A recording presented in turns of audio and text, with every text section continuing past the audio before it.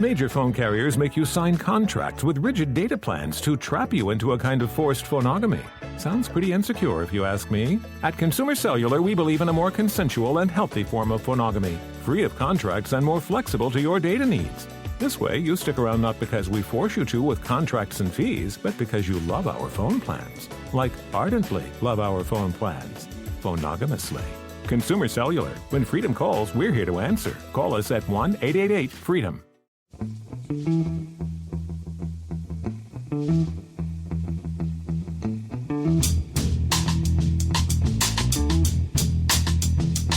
Hello and welcome to The Price of Football, the show that looks at the money behind the beautiful game with me, Kevin Day, and Liverpool University's Kieran Maguire. We're back. The summer break is over. It's only taken us 2.5 hours to rectify the technical problems we've been having because we haven't recorded for 2 weeks and the equipment decided it was quite enjoying its summer break, Kieran. But we're here, Kieran. We're here. We are. Yes. It's such a shame to miss Brighton's 4 minutes at the top of the Premier League and not be able to talk about it. As you can imagine, has been quite frustrating for me. Yes, I can imagine it has, Kieran. You can talk about it in retrospect if you want, or you can wait until. This is the reason you're frustrated about the delays. You've got Brighton Leicester to go and see later on. I have indeed. Yes. Leicester in turmoil. Not spend a bean. We could go. I think we can go second or third in the Premier League if we win. So therefore, expect a 0-0 draw. Yeah, I think it was the only consolation about us failing to beat Man City was we knocked you off the top, didn't we? Yeah, Yes, you did. Which was indeed the only consolation about us losing 9-0 to Liverpool that time because their goal difference was such that they knocked Millwall off the top of the table. Which is there you are. It's Sunday. Our next show on Thursday. We have a lot of news to catch up on, but we've got so many questions to catch up on that we're going to save most of the news until Thursday. But we should have a quick look here, and we missed the transfer window closing. So why we picked that time to have a summer break, I don't know. But to Sky's misery, the transfer window is now shut. The countdown clock that says only 89 days, 46 hours. No, it wouldn't be 46 hours, would it? Be 20. We have forgotten a lot since we that break. Yes. How did this transfer window compare? You brought in the overrated Billy Gilmore. We didn't bring in anybody in the last few days. But how did it compare billions wise to other transfer windows? Well, it is a record in Premier League history, and in fact in the history of any league as far as Europe is concerned. I think the total spending by the Premier League was around about £1.94 billion is the estimated figure. Wow. That compares to 86 million in the Championship. So the gap between the Premier League and the Championship is huge. And I think what we've got as far as the Premier League is concerned is a set of drivers which have fueled all of that spending. We've got new owners at Chelsea and Newcastle. Clearly, they're able to flex their muscles. We've effectively got a new owner in the sense that Forest are now in the Premier League. They've not been there for a good few years, so their spending came in for a lot of scrutiny as well. We've got the cult of the new manager. If a new manager comes in, then they want to stamp their philosophy of football onto the club. So Manchester United spent more than 200 million. We've seen Spurs spend a lot of money because Conte was sort of toys and pram combo was taking place towards the end of last season. We've got Steven Gerrard, effectively his first summer at Villa and so on. And also we've got the new broadcast deals. The Premier League is fantastic at negotiating deals. So there's a new deal which is going to come on stream as far as the US is concerned. That's a big step up. We've got the Scandinavian deal. Premier League, as far as Scandinavia is concerned, is the product. I think the fact that clubs have now come out of COVID in 2021, there was still a bit of uncertainty. You go back to last summer. Yes, we were hoping to get a full season in, but no, that wasn't guaranteed, and therefore there was a little bit of circumspection from some clubs as to we'll spend some money, but if we end up in November with another lockdown for 3 or 4 months, then that could have substantial impact. Now that COVID does not appear to be a threat to matches taking place in front of paying audiences, that's allowed the clubs to go forward. So that sort of created a seller's market, and we've seen clubs, Leicester stuck firm, in respect of their negotiations with Chelsea for Fofana. We did the same with Cucurella. Ajax did the same with Anthony. Manchester United, and that's boosted spending as well. Nice to see our old friend Arthur in the Premier League. Yes, I was delighted. Yeah, interesting, Kieran. Two things. The one club that everybody thought would drive up prices, Newcastle, have been relatively circumspect in their spending. But also, I saw a couple of reports comparing transfer spending here to the rest of Europe, especially the other big four leagues. Do you think even the big European clubs like Madrid, Barcelona and Bayern will be looking at English football and thinking we need to step our game up and compete more? Because at the moment, we are outbuying them by a considerable factor, aren't we? You're absolutely right. I mean, in respect of Newcastle, Eddie Howe has he's gone on record as saying, "Why is everybody picking on me? We're having to pay a Newcastle tax." Well, unfortunately, Eddie, welcome to the big boys club. Yeah. The larger clubs have to pay a premium, and Newcastle are sort of in that limbo position in the sense that they are perceived as having a limitless wallet, but they've still got financial fair play to satisfy, and they are determined to do that. So I think that's been part of the reason. But remember, they spent £60 million on a striker. They have spent over £200 million since PIF acquired the club, and that was only last October. So they have spent. I think with regards to your comments in relation to Europe, you're absolutely right. The Premier League had a net spend of just over £1 billion. The next highest net spend in Europe was 50 million. Wow. So this is a big issue. And therefore, the spectre of Super League Mark II comes into play, because we've already seen some grumbles from countries who weren't necessarily involved in Super League Mark I. But and I think this will ultimately be driven by the likes of Perez at Real Madrid, because they've seen these new TV deals being signed by the Premier League. They know that La Liga has a limited amount of interest. And here's the paradox of Spanish football. It is a great product, but outside of the two clubs, there's not a huge amount of global interest, whereas in the Premier League, rightly or wrongly, there's a lot of affection, there's a lot of attention for the Big Six and other clubs as well. The clubs like Leeds and Newcastle have big international followings as well. Super League Mark II. How's this going to operate? Well, there'll be no noises from PSG until the World Cup is finished, shall we say? Right. So, because Qatar doesn't want any negative publicity, and Qatar happens to be hosting the World Cup. And that was potentially a contributory factor to why PSG weren't involved in Super League Mark I. If you get the German clubs involved as well, because German football, and I think you and I, we're both huge fans of German football, they are wondering, how are we going to get a competitive product, because we know that Bayern Munich are going to win the league. So, can they generate more money? Does this give an opportunity? So, what's it going to look like? I think we could be looking here at a continental Super League, because the Premier League clubs, if they go into it, then we've got the Premier League and the Super League, and therefore that financial advantage is maintained. If they don't go into it, it will allow the continental clubs to catch up, to reduce that gap. So I think they will have learnt some of the lessons from the failure of Super League Mark 1. I think we'll probably be looking at 2 divisions of 10 or 12 clubs, some form of promotion and relegation, and then there'll be a knockout as well.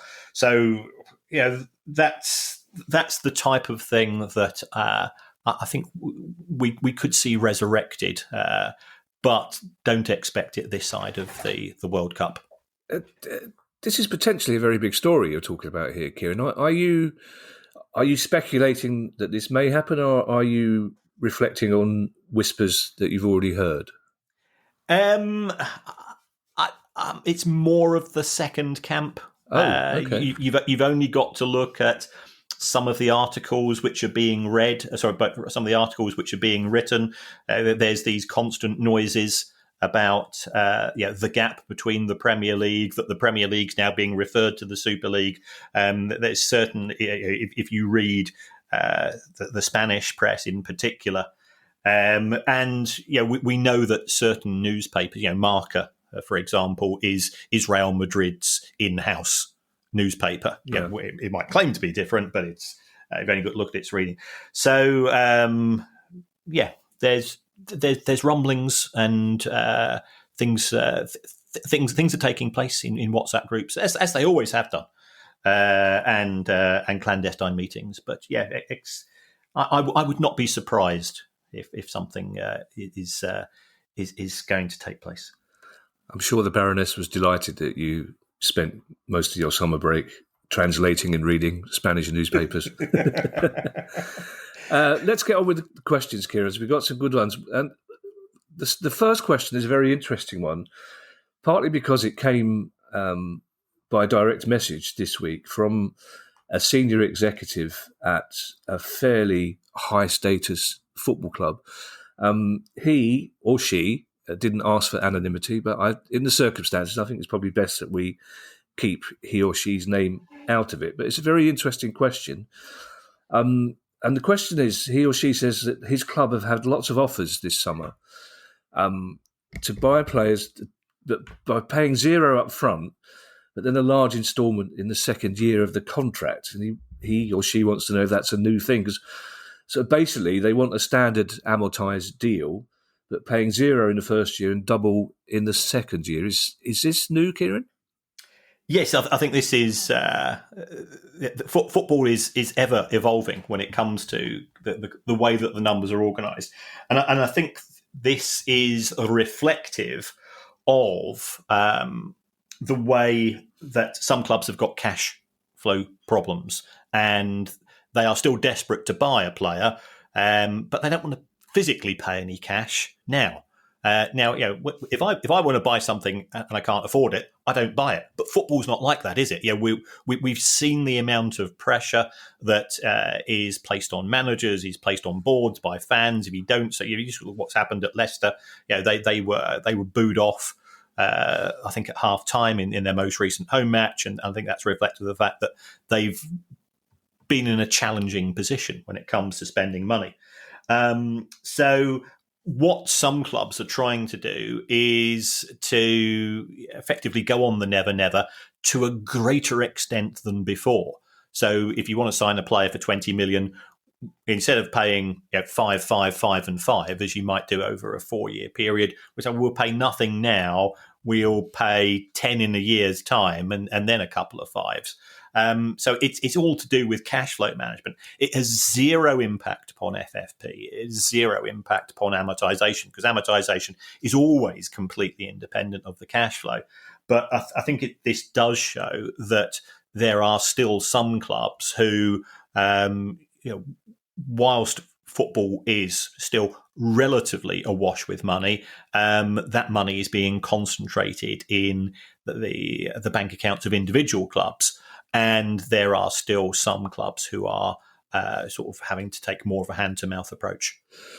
I'm just wrestling with that concept, Kieran, that if you can't afford something, you don't buy it. Yes. Maybe that's something I should take on board. The selling club there, isn't there a certain amount of trust from the selling club there? Then they say, all right, then fine, you don't have to pay us anything till next year. Because, what if the cash flow problem doesn't get any better next year for the buying club?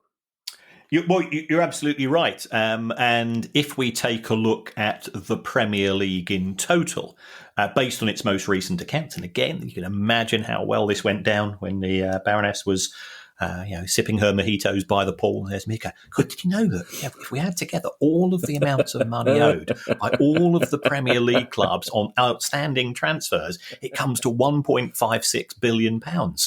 And she didn't say very much. She just ordered another drink. You do realise that's why it took so long for the waiter to appear at your table, Kieran. He just kept going, he's going to keep us here for ages talking about amortisation. But you are right. And to be fair to UEFA, when the new financial sustainability rules, which are kicking in from this summer, are introduced, one of the additional areas in which clubs can be sanctioned to a greater degree is non-payment of outstanding football debts.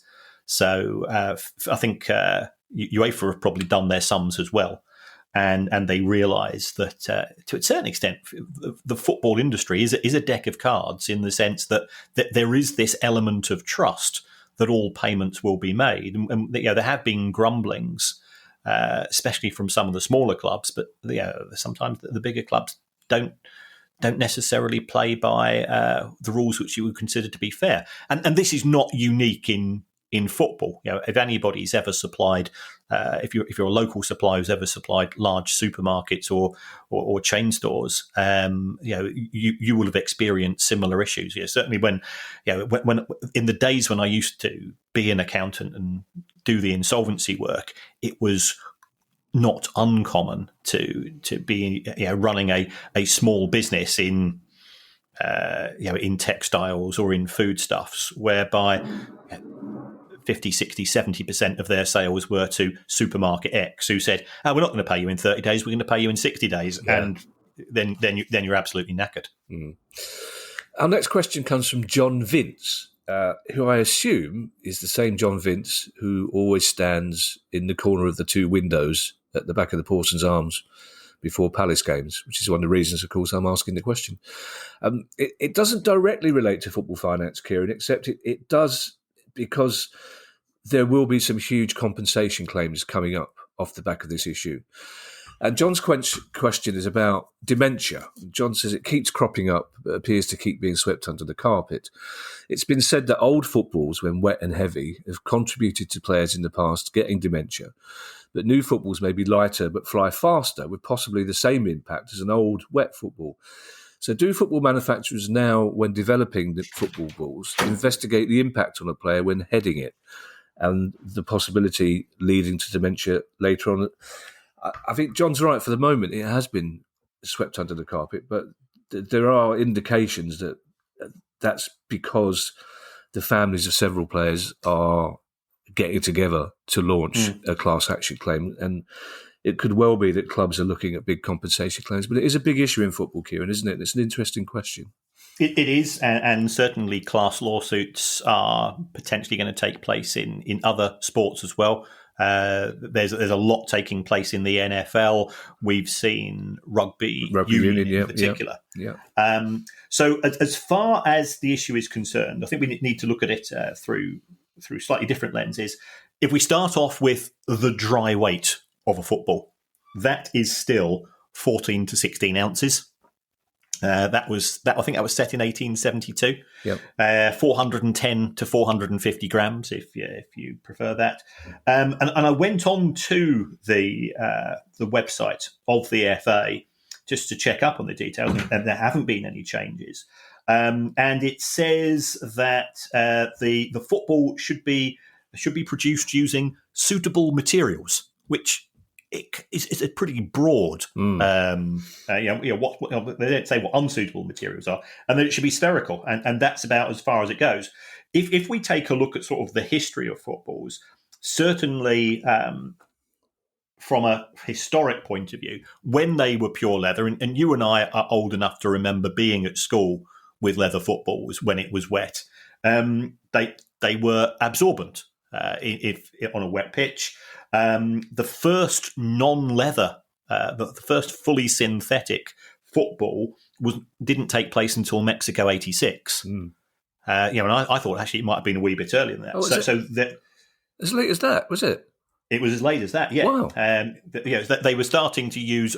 You used to get leather with sort of a plastic film over it, which the aim was to try to make it bit more water resistant, but not necessarily the first sort of purely waterproof ones. Apart from those ones that you get when you go on holiday with your mum and dad. I used to go to Clacton and Malden and places like that, and you get a football from those shops, which you cost about 50 pence, and they were purely plastic, and they just moved like anything. So that's in terms of the materials. Now, I think John's raised an interesting issue here, that footballs have become more aerodynamic because of the technologies which are being used. And normally those technologies work, except if we go, remember World Cup 2010 in South Africa, there were two main issues. First of all, there was the vuvuzelas. Yeah. And secondly, it was the Adidas Jubilani ball, which if it went at more than 44 miles per hour, it started to move in strange directions, and it looks like Adidas hadn't necessarily fully done their homework with regards to this. But if we've now got more aerodynamic footballs, then they can travel at a faster speed, and therefore it's going to have an impact, because if you work out how a football, when you head a football, it's a function of two things. First of all, the weight of the product, and secondly, the speed at which the product is travelling. That gives that. If we go back to GCSE physics, you would always be able to work that in. Was it in newtons or something like that? So I think the issue of the weight of the ball has been addressed. The speed at which the ball is travelling has perhaps gone in the opposite direction, and perhaps this needs to be looked at. But we both know ex-footballers, some of whom have expressed genuine concerns. And again, we go back to when we were young. When you were 19 or 20, you could do anything. The idea of a football, heading a football, damaging you in later life. Well, you're indestructible when you're a young age. So I think that steps are being taken. I think if we take a look at what's supposed to be happening as far as training is concerned, limiting the amount of headers taking place, will we be in a sport in 10 years' time in which heading the ball is not allowed? I don't know, because I'm not a medic, but the medical researchers certainly appear to have some reservations in terms of the impact, because in boxing you wear gloves to cushion the blow. If you're heading a football, especially you're certainly in certain positions with a lot of force, that's going to have an impact upon what's inside your head. Two things there, Kieran. We are men of a certain age, Kieran, but I think people are going to get the wrong end of the stick if we start talking about old leather footballs with laces when we were at school. I think we're not Dixie Dean, Kieran. That's true. And secondly, I'm very pleased to hear that the FA guidelines insist that the ball is spherical, because I don't care what the Oxford English Dictionary says about rugby balls. A ball's got to be round. I know this is old. I know this is an old battle, Kieran. The ball is round, spherical. I believe at the last World Cup we had the roundest ball ever. I'm not sure how they worked that out. Our next question is from Conor Gallagher. And if it is that Conor Gallagher, I've got a question for you, Conor. Why?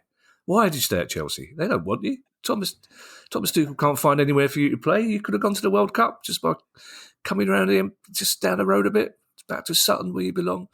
But Conor Gallagher, probably not that one, says, it's a truism that football's governing bodies love to squeeze every dollar, euro and pound out of football fans. So why is there no ability for fans to legally buy full matches from old World Cups, qualifiers, Euros, Copa Americas, etc.? I think this is a really interesting question, Kieran, because during the long, arid months of the summer when there's no football, which I think is about 4 days, I counted, when there was actually no football. But I would happily download an old World Cup game. I'd probably get bored halfway through because it's much slower than I remembered. But it seems that they are missing a trick, that we can't buy these games. Well, I think actually, Kevin, you just answered your own question. I went in the last World Cup. I was lucky. I won some tickets to a 10-day an event, and there was Jeff Hurst, Graham Lasso, Peter Reid, Kevin Keegan being interviewed, and they were playing the 1966 World Cup match on a big screen behind them. And listening to Sir Jeff Hurst and the others was absolutely fascinating. Watching a football match for 90 minutes when you know the result is actually very, very dull. Yeah.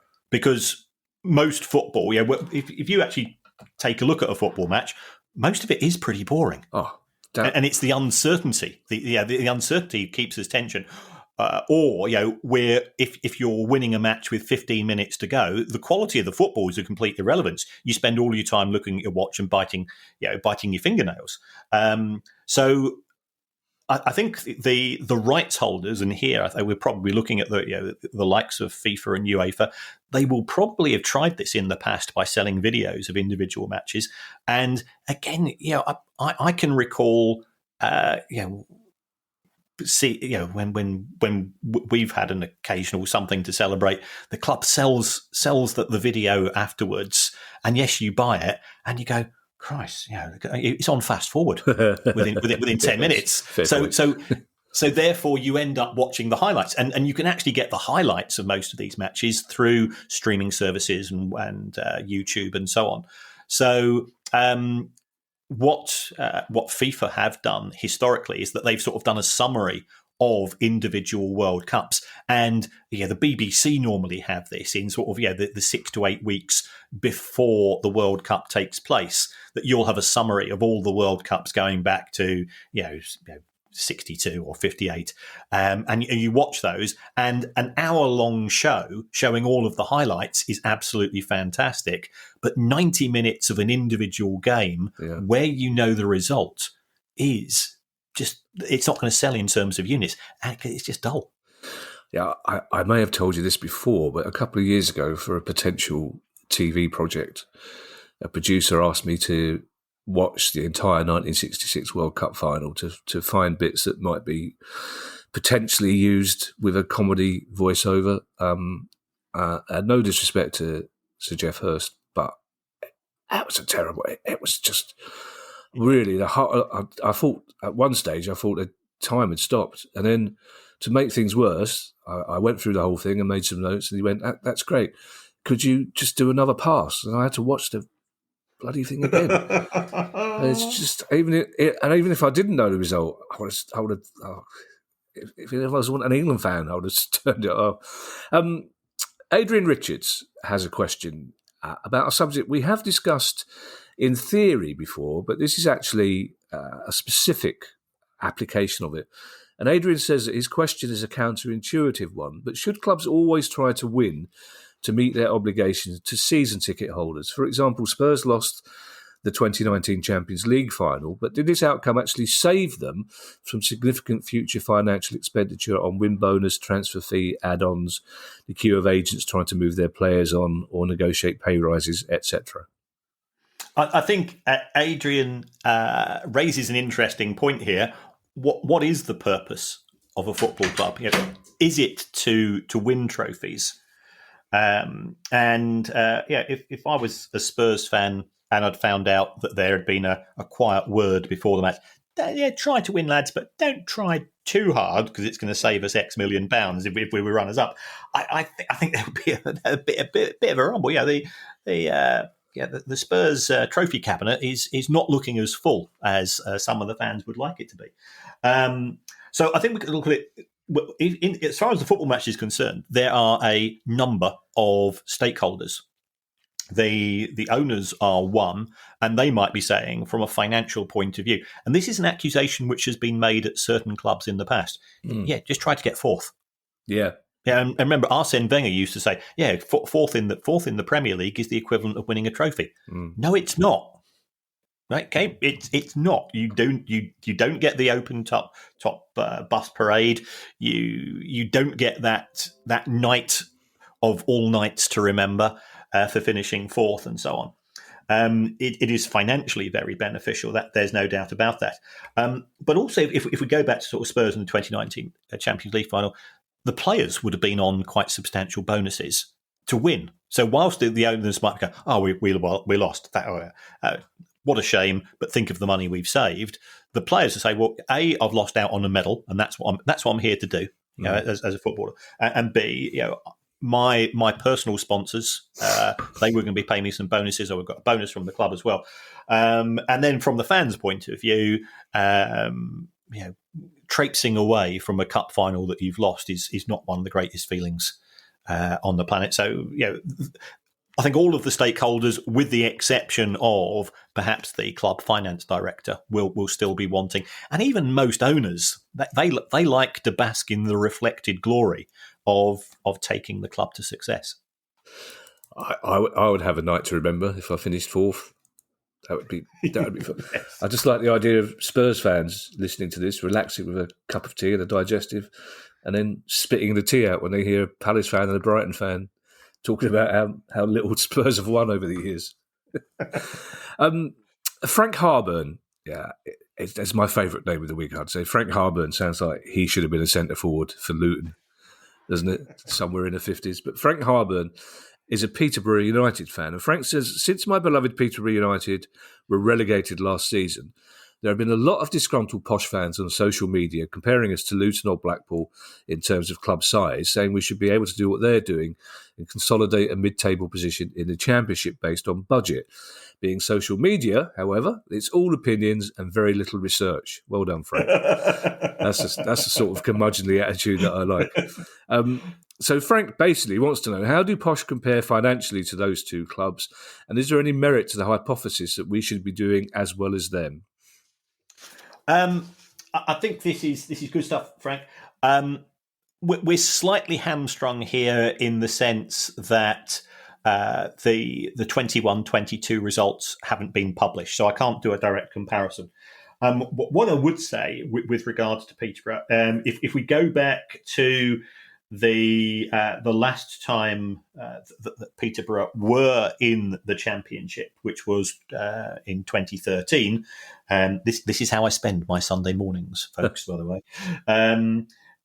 In that season, they certainly had one of the lowest wage bills in the Championship. It was 6.2 million. What I would say in respect of Peterborough is that they are a pretty big fish in the League One pond. If we take a look at the most recent season, we were earlier talking about just how little money was being spent in the Championship. Well, that 80 million in the Championship is still twice as much as the previous season, and it's substantially higher than what we saw in League One. But in 2020-21, Peterborough actually spent £2.3 million on signing players. In a COVID season in the third tier, that's a substantial outlay. Blackpool had wages of 8 million the season they went up from League One. Again, that's pretty decent by League One standards. So I think that perhaps we would be better off revisiting this in more depth when we've got the results. But Peterborough have a lot of debt. And they owe a lot of money to the owners. They've got total borrowings of 13, 14 million pounds, the vast majority of which is coming from Darragh McAntony and his colleagues. And they will say, well, we've got these borrowings. We will try to set a budget which is competitive. I think perhaps what we ought to say is you've got to give a lot of credit to the people who are running Luton and Blackpool. Peterborough have probably ended up where you would expected them to have ended up given their budget, and Luton and Blackpool have overperformed. Because the likes of Rotherham, they got relegated as well on what I would perceive to be a fairly similar budget to Peterborough themselves. So I wouldn't necessarily say that Peterborough had underperformed. They're probably in line with expectations, whereas Luton and Blackpool, fair play to them. Yeah, they've done extremely well. Having spoken to some people in the Championship with regards to this, the noises that we're getting coming from the Championship is, I think there's a sort of what you might describe as a crystallization of reality, which sounds like a prog rock album title, in the sense that wages are starting to come down in the Championship, and certainly I saw that in the 2021 accounts. Overall, and I'd expect that to continue. Some clubs are saying we're going to try to get by on an overall budget of 8 to 10 million, which is a lot lower than we've been seeing, apart from the likes of Peterborough and Rotherham and some of the smaller clubs as well. Before we move on, the door opening and closing reminds me to ask how Finley was when you came back from your break without him. Oh, he saw his arse. It was Gail's son had very kindly looked after him for a fortnight, and he'd taken him to the pub every night.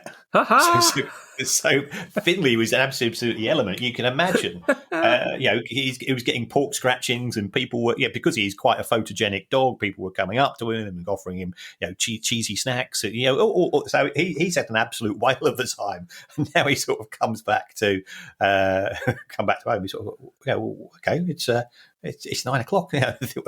It's time. It's time to pop down to the local boozer.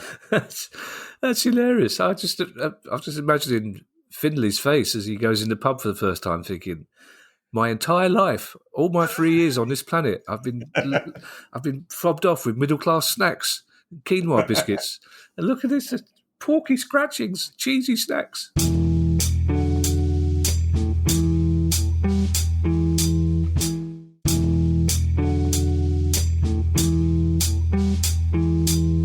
Did I say Frank Harburn was my favourite name this week, Kieran? I think you did, but hold that beer. I spoke a little too soon. So our next question comes from Hooveny Martinez, which is a brilliant name.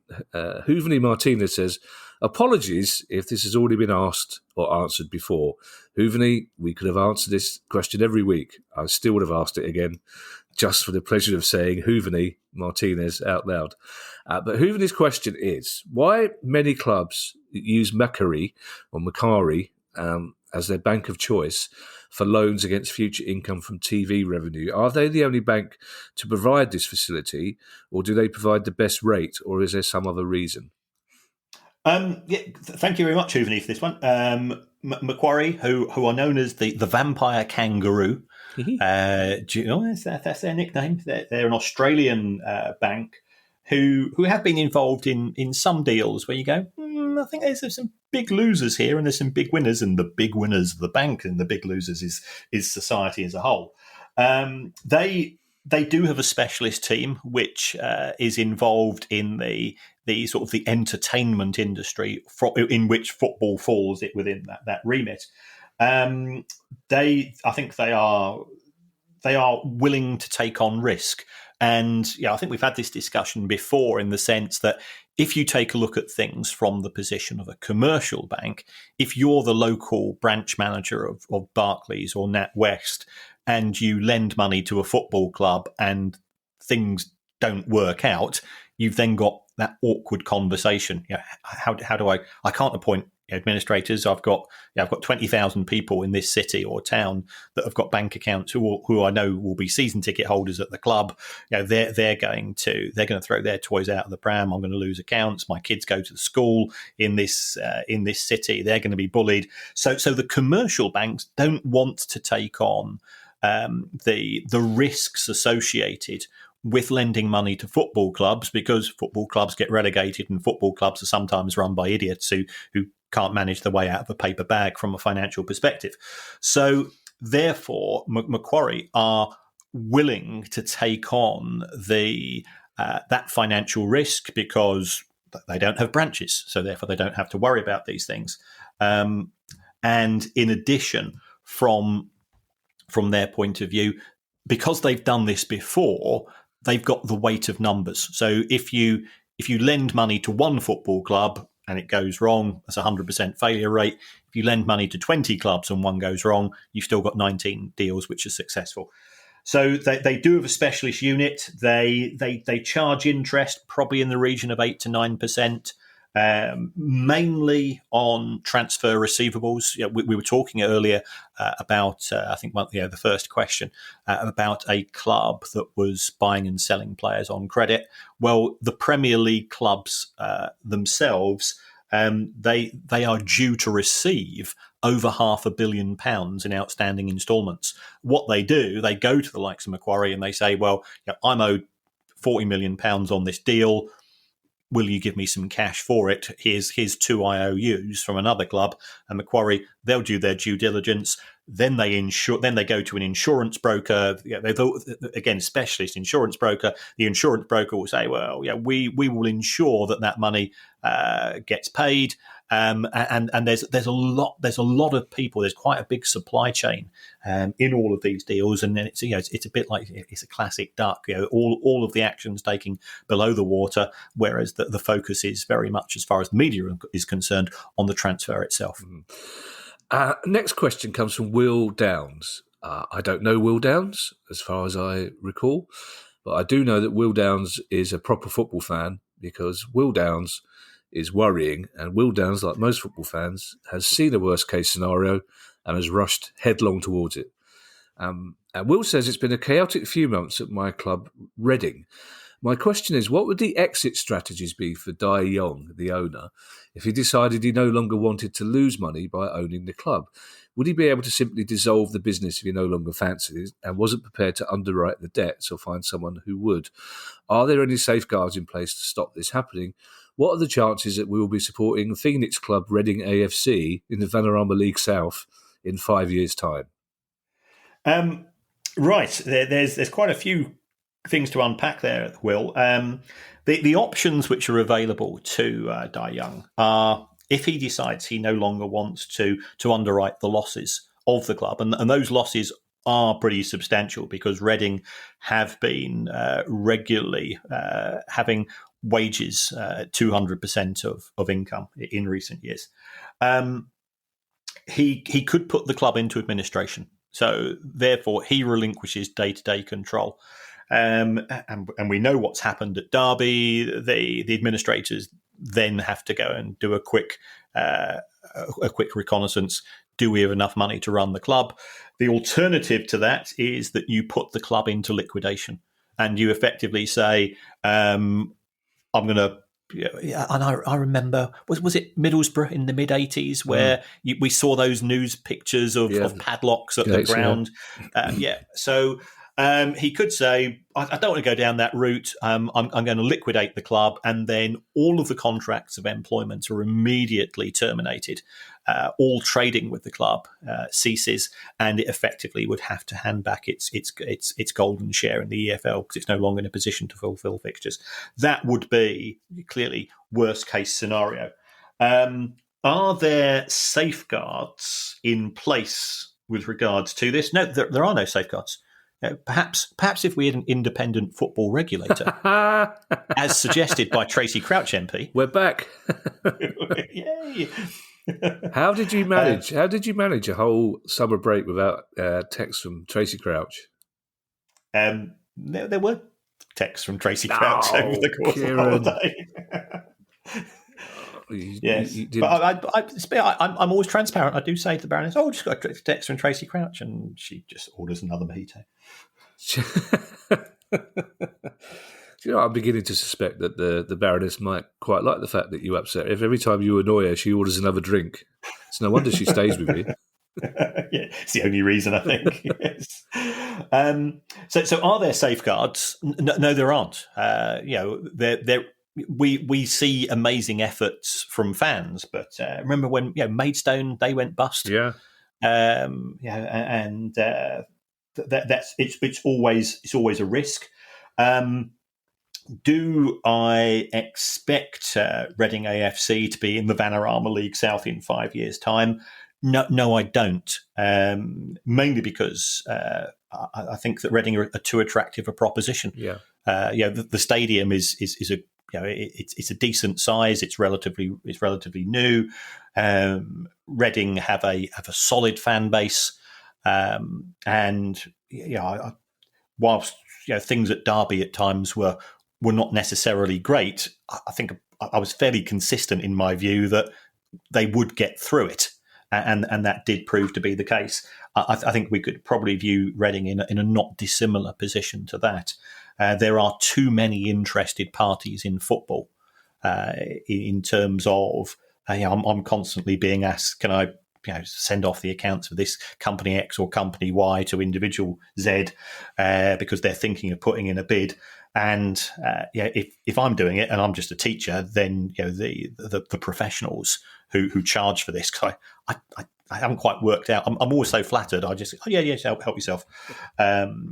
The professionals will be dealing with this on a regular basis. There are an awful lot of clubs at present who are not explicitly up for sale, but owners let it be known that we're willing to have a conversation. A couple more questions to go. The first comes from Barclay Webster, another good name. And this is a very interesting question, Kieran. It's a subject we haven't discussed before, but it's one that I suspect I suspect producer Guy would want us to be circumspect in answering it.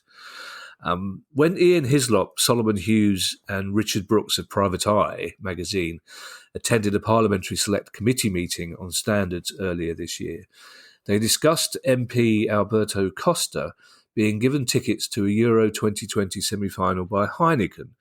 The ticket and hospitality, which was actually used by a member of his staff, was valued at £645. I'm assuming the answer is no, but do we know which other MPs have accepted football-related gifts and the nature and value of these gifts? Or perhaps more importantly, do we know of any MPs who have accepted gifts from football-related entities, clubs, agents, etc.? And again, if so, what was the nature and value? Right. Well, we do know some of this because under parliamentary procedures, you have to have a register of any benefits that you get from third parties. So if we take the case of Entain, people say, well, who are Entain? Entain you might know more commonly as Ladbrokes and Foxy Bingo and Entain was fined recently. It was fined £17 million for failure to have sufficient controls in respect of money laundering and safer gambling. And I always get a bit twitchy about this thing called safer gambling because if you're an alcoholic, there's no such thing as safer drinking. Yeah. If you've got a heroin habit, there's no such thing as safer shooting up. So this is sort of the soft words which are put out by the industry. Entain has provided tickets for events. Now, these are not all events too. Nigel Adams, Aaron Bell, Scott Benton, Graham Brady, Philip Davis, Mark Jenkinsons, Esther McVeigh, Caroline Noakes, Lawrence Robinson, Ben Wallace and Craig Whittaker of the Conservative Party, Pat McFadden, Toby Perkins and Jonathan Reynolds of Labour. That's what we've seen in the register. The value of those of those tickets we're talking 5 figures. Betfred have done similar. We've got the Betting and Gaming Council, which is effectively the industry body that has provided tickets and issues to 24 MPs. Again, it's not a party political issue. I think there were 13 Conservative and 11 Labour. The total value of those tickets was £36,000. So it's not like they're not popping down to the local. We've just been talking about National League South. They tend to be slightly higher profile. The Betting and Gaming Council pays Lawrence Robertson, who is an MP, pays that MP £2,000 a month. I believe it's paid Philip Davis, who is the vice chair of the all-party parliamentary group on betting and gambling, £12,000 in total in terms of tickets and other bits and pieces. So it is a common issue, and I'm not saying that this has impacted upon the views taken by MPs in terms of protecting punters. But it is, and I'm not having a go at the gambling industry itself. It's the way that lobbying works. And again, in the sake of transparency, we've been offered tickets by other bodies to attend matches. I think we were offered tickets to go and see. I think it was Arsenal versus Manchester United. Yeah. I'm going, oh yeah, Brighton are playing at home to Burnley that day. And you're going, well, yeah, Palace, we've got Leicester. We don't understand why anybody would offer us the tickets when our clubs are playing that day. But different folks have a different view of football, and that has been through. I think that was. I won't name the organisation. That was a one of these magic beans companies. So it happens, and it's nice to be asked to attend an event, and it happens in all other industries as well. It's not just MPs. Entertaining clients or entertaining people that you want to have a conversation with is part of modern day living, but it is quite common between the gambling industry and the people who will be voting possibly in respect of the white paper if it turns into a proposal for football and gambling as well, which is a major stakeholder in the game. This is something we, by which I mean you, really need to investigate further, Kieran, because these are not huge amounts of money we're talking about here, and we're not and we're not talking about backhanders either. We need to make that perfectly clear. But we have seen the government recently row back on its promise to perhaps look at stopping gambling companies sponsor shirts. That's gone from a promise to a vague suggestion that clubs do it. So there will be people putting two and two together and saying, well, hang on a second, does that happen because people in government are being offered nice tickets to games by gambling companies? And I'm not saying that is the case, but it on first inspection, it doesn't look good. So this is something we do definitely need to keep an eye on, I think. So I'd quite like to thank Barclay Webster for that question. And I'm in studio with Ian Hislop next week, so if I bump into him, I might ask him for any further information, because he has the same habit of you of saying, I can't possibly tell you, and then telling you in great detail, which would be really handy. Rami Zak has a question on a topic which he says he hasn't heard discussed in the episodes he's listened to thus far. So he's been fortunate to miss them then, because football agents are something we talk about quite a lot. But Rami's question is, are there any financial limitations imposed on a licensed player agent in the PL or EFL? Leaving aside third-party ownership, brackets, I'm not sure of its status right now, but pretty sure former cases have led to better protection against it. Yet, judging from cases such as Mendes at Wolves, it would seem to me that agents may be free to roam, which I think is not in line with the interest of the game. Yes, it's a good one, this, Rami. FIFA abolished formal license for intermediaries in 2015. I think FIFA, I'm not being critical here, I think FIFA took the view that it's an impossible industry to police, so let's just not try to police it, which is an interesting approach taken by lawmakers, and I hope it doesn't spread to other parts of society. If the FA, however, have taken a slightly stronger position, they say if you want to be an intermediary, again, we're not going to police you as such, we're not going to make you do any exams, but if you give us £500 plus that, you can become an intermediary. To be fair to FIFA, they are making proposals, and I know our friend Jonathan Booker, who has written extensively on this on his blog, and I'd encourage you, if you're interested, Rami, or anybody else, to take a look at what Jonathan has been writing.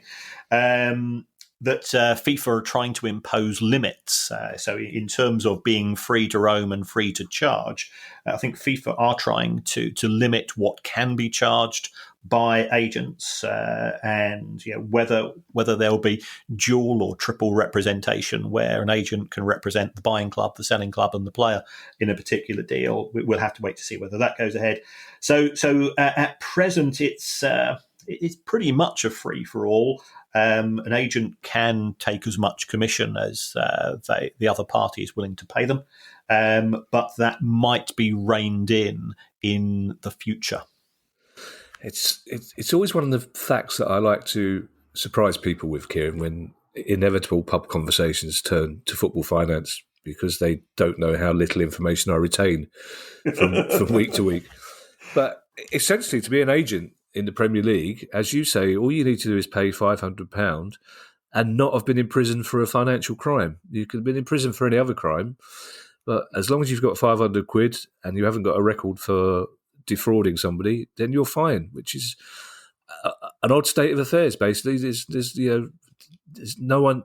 That's why so many players end up with their mate or their brother or somebody they've met in the same pub as me as their agent. And it's like you say, it's a strange thing for FIFA to say. It's like, this is too difficult. It's like walking into a pub going, I can't stop this fight, I'm going to go to another pub, which is fine. Which is fine if it's you and me, but not so good if you're a policeman. Two more questions, and they're good ones. Steve Sutton says, I'm an Arsenal fan, but for many years have an association with Ashford Town, now Ashford United, based in Kent, not Middlesex. I've got I've got three friends who are from different Ashfords, and they get so cross because I can't keep up with which one they're from. It's the one in Kent, not Middlesex. But Steve says, more recently, I got involved in grassroots football with coaching my daughter's teams. I used to help with the turnstiles at Ashford on match days, and at times help put together pay packets for the players. My question is, what effect do players moving down the leagues from professional football into non-league football with their wage demands have on club finances at those lower league clubs? Well, I used to live in Ashford, Middlesex, not Kent. It was the first. It was when my old man decided we were going to move out of the Elephant because Uncle Terry's influence was too great. But with regards to the position on players moving from league to non-league, and we have seen some clubs pay very large sums. Yeah. The vast majority of the clubs in the National League are losing money, and that is due to wage expectations because it is now it's got the benefits of being full-time in the sense that the quality of the football in terms of the training and the coaching and so on is dealt with on a full-time basis for practically every club, and including Altrincham, because we were corrected recently when I said boy were we corrected. Oh, yeah. So clubs have gone full-time, which is going to increase the wage bills.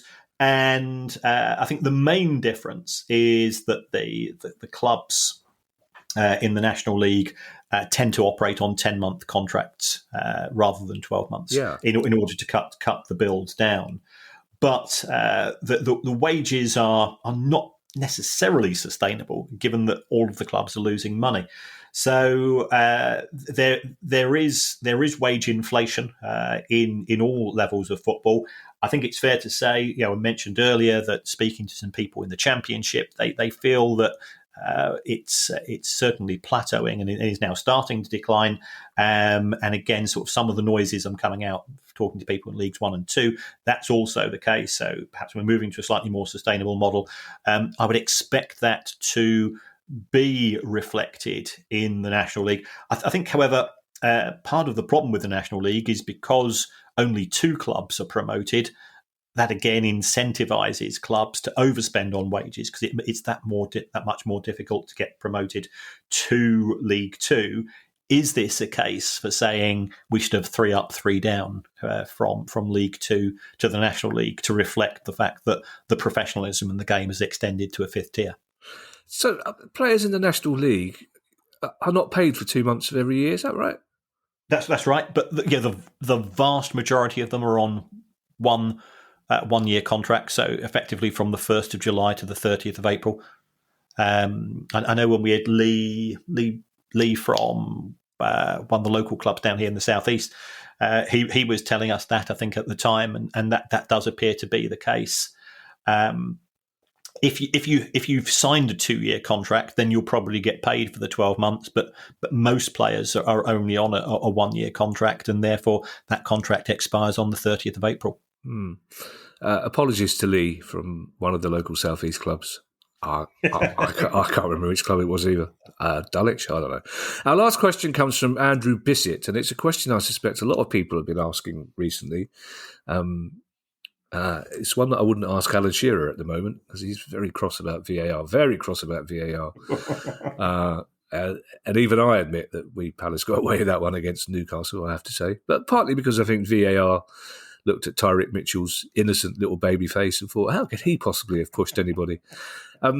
Andrew Bissett's question is, how much does it cost to upgrade a stadium for VAR or goal line technology? Right. Again, thanks to some of our friends in the industry for supplying this. I was told it was about £20,000 just to make some adjustments.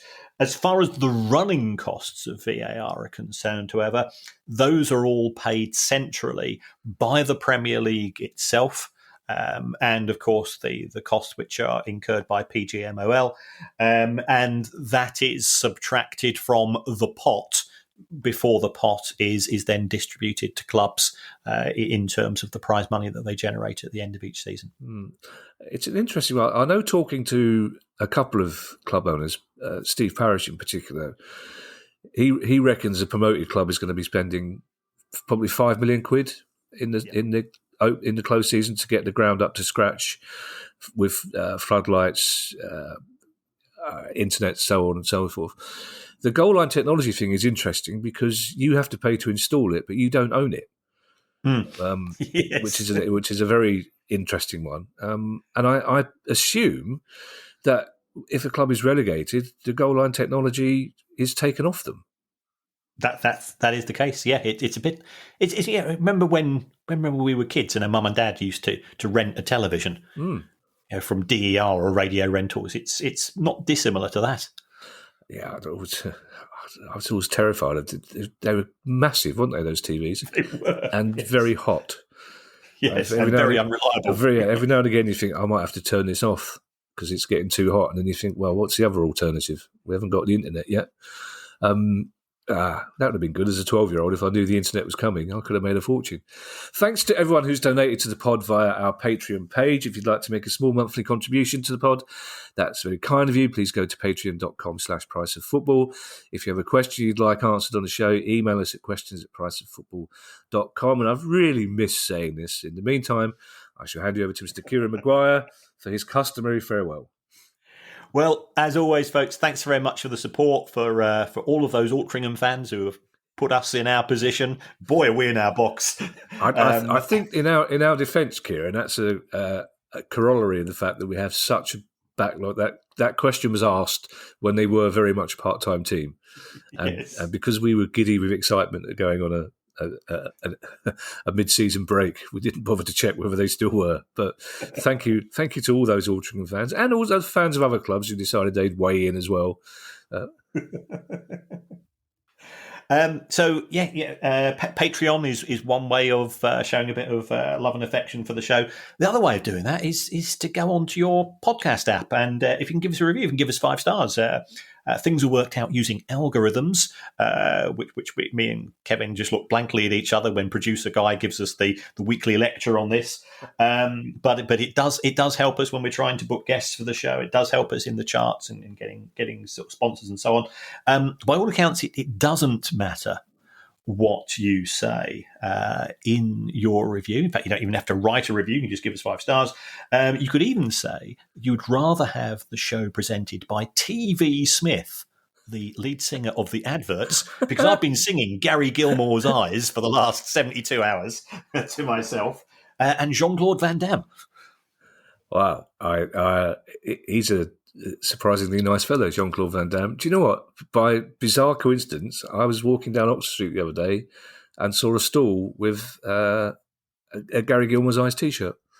No. Yeah, and it made me think wow. And it made me think of you. How's that? We have been married too long, haven't we? We have. Bye, everybody. Bye. The price of football.